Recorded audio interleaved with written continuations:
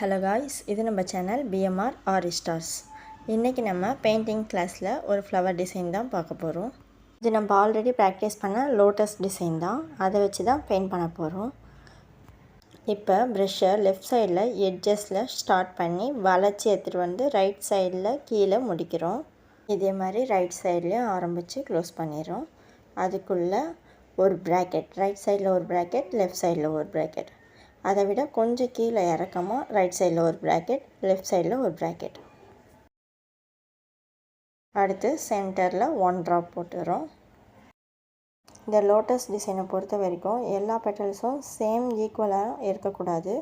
ஒன்றை விட ஒரு பெட்டல்ஸ் கீழே அப்படி தான் இருக்கணும். எல்லா பெட்டல்ஸும் சேமாக இருந்தால் அந்த லோட்டஸ் டிசைன் அந்தளவுக்கு பர்ஃபெக்டில் வராது.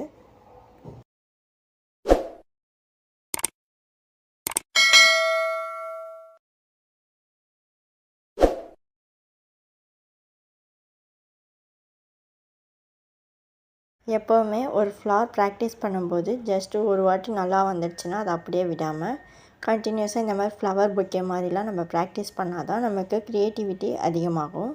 அதே மாதிரி கலர் கம்பைனேஷன் பண்ணுறது அதெல்லாம் நமக்கு பர்ஃபெக்டாக வரும்.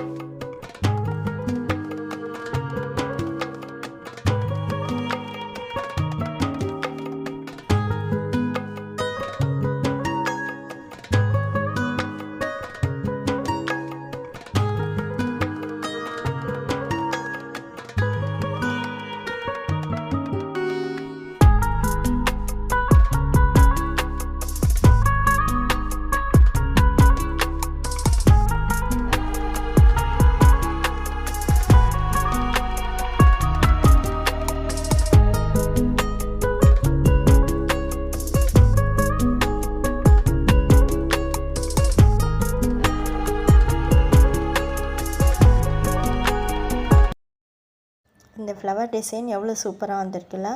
இதுக்காக நம்ம ரொம்ப கஷ்டப்படவே இல்லை.